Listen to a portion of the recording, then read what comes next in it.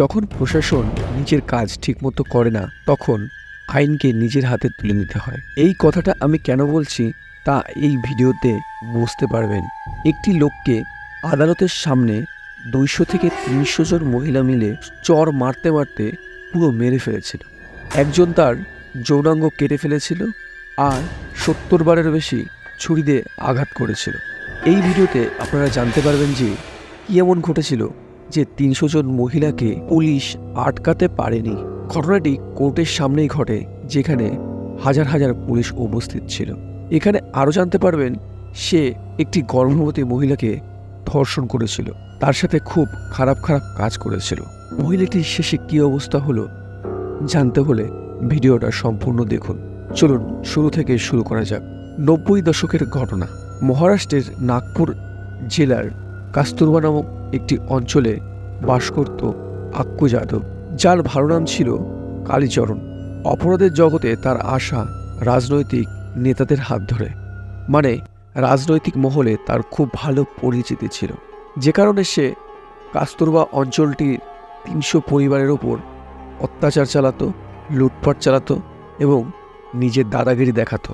তার উপর খাতা কলমে মোট 3টি মার্ডার কেস এবং 40টি রেপ কেসের উপরে অভিযোগ দায়ের করা আছে। এলাকার সমস্ত পুলিশ প্রশাসন তার পকেটের মধ্যে ছিল। তাকে পুলিশ 14 বারের বেশি অ্যারেস্ট করে, কিন্তু সে বারবার 2 দিন 3 দিনের মধ্যেই বেরিয়ে আসে। কাস্তুরবা এলাকায় কমলা নামের একটি মেয়ে 10 মাস আগে একটি সন্তান জন্ম দেয়। তার শরীরের ওই অবস্থা থাকা সত্ত্বেও, মানে 10 মাসের একটি সন্তান থাকা সত্ত্বেও তাকে আক্কু যাদব এবং তার লোকজন ধর্ষণ করে। সে এই অপমান সহ্য না করতে পেরে গায়ে আগুন লাগিয়ে মারা যায়। তাদের পরিবার থেকে পুলিশে কমপ্লেন করতে চাইলে ওই পরিবারের 7 মাসের একটি গর্ভবতী মহিলাকেও সে ধর্ষণ করে। ওই এলাকায় প্রতিটা বাড়ির প্রত্যেকটি মহিলাকে সে ধর্ষণ করেছে। মানে বুঝতে পারছেন, প্রতিটা ফ্যামিলির মহিলার সাথে, বড় বয়স্ক সবাই। কেউ সাহস পেয়েছে, কেউ সাহস পায়নি পুলিশকে জানাতে, এবং যারা পুলিশকে জানিয়েছে কিছুদিনের মধ্যেই তারা আবার কেসটিকে উইথড্রল করে নিয়েছে।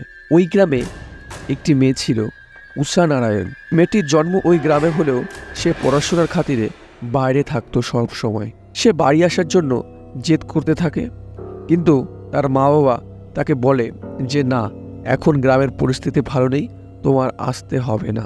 সে বারবার জেদ করলে তার মা বাবা সিদ্ধান্ত নেয় তাকে গ্রামে ঘুরতে আসতে দেবে। উষা নারায়ণ নিজেদের গ্রামে প্রথমবার ঘুরতে আসে। তাদের বাড়ির পাশে একটি বাড়িতে এসে তার নজরে পড়ে আক্কু যাদবের লোকজন অত্যাচার করছে, ভাঙচুর করছে এবং খুব নোংরামো করছে। সে সঙ্গে সঙ্গে পুলিশকে কল করে। প্রোটোকল অনুযায়ী, নিয়ম অনুযায়ী পুলিশ এসে আক্কু যাদবের লোকজনদের গ্রেপ্তার করে নিয়ে যায়। পরের দিন আক্কু যাদব থানায় যায়, তার ছেলেপেলেকে ছাড়িয়ে নেয় এবং সাথে সাথে গ্রামে আসে। গ্রামে এসে মেয়েটিকে, মানে উষা নারায়ণকে ধর্ষণের হুমকি দেয় আর মুখে অ্যাসিড মারার জন্য হুমকি দেয়। উষা নারায়ণের সাহসের পরিচয় দেখিয়ে ঘর থেকে গ্যাস সিলিন্ডার বের করে এনে বলে যে তোমরা যদি এখান থেকে না যাও, এই গ্যাস সিলিন্ডার ব্লাস্ট করে আমি তো মরবো, সাথে তোমাদেরকেও মেরে ফেলে দেবো। আক্কু যাদবের লোকজন একটু ভয় পেয়ে যায় আর বাইরে বেরিয়ে আসে, মানে ওইখান থেকে চলে যায়।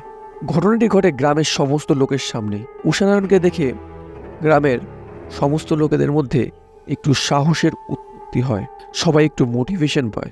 মহিলারা ভাবতে থাকে যে একটি মেয়ে যদি এতটা করতে পারে তাহলে নিশ্চয়ই আমরা পারব। এরপর গ্রামের 200 থেকে 300 মহিলা আক্কু যাদবের বাড়ি হামলা করে। 6 আগস্ট 2004 সালে আক্কু যাদবকে পুলিশ ধরে নিয়ে যায় তাকে সুরক্ষা দেওয়ার জন্য। তাকে কোর্টে চালান করার আগেই থানার সামনে 200 থেকে 300 মহিলা আক্কু যাদবের গাড়ির সামনে দাঁড়িয়ে থাকে। আক্কু যাদব এটা ভাবে যে এখানে অনেক পুলিশ প্রশাসন আছে, তাই সে ওই মহিলাদের সাথে খারাপ ব্যবহার করে, মানে নোংরা নোংরা ইশারা করে, নোংরা নোংরা কথা বলে। ওর মধ্যে থেকে একটি মহিলাকে আক্কু যাদব বলে, তোর পরিবারের লোকের সাথেও আমরা নোংরা নোংরা কাজ করেছি, এবার তোর পালা। কথাটা শোনার পর মহিলাটি রেগে যায় এবং সঙ্গে সঙ্গে এসে আক্কু যাদবকে চড় মারে। তার দেখা দেখি উপস্থিত 200 থেকে 300 মহিলা এসে আক্কু যাদবের ওপর আক্রমণ করে এবং একটি মহিলা তার যৌনাঙ্গ কেটে নেয়। 70 বারেরও বেশি ছুরির আঘাত তার উপর করা হয়েছিল। অবশেষে থানার সামনেই ওই ক্রিমিনাল শেষ নিঃশ্বাস ত্যাগ করে। আমাদের ভিডিও যদি আপনার ভালো লেগে থাকে তাহলে চ্যানেলটিকে সাবস্ক্রাইব করে আমাদের সাথে থাকুন। আমাদের আশেপাশে এরকম ঘটনা অনবরত ঘটে চলে। আমাদের সমাজে এরকম ঘটনা অনবরত ঘটে চলেছে। তাই আপনার কাছে আমার একটি বার্তা, সাবধানে থাকুন, সুস্থ থাকুন এবং সুরক্ষিত থাকুন। ধন্যবাদ।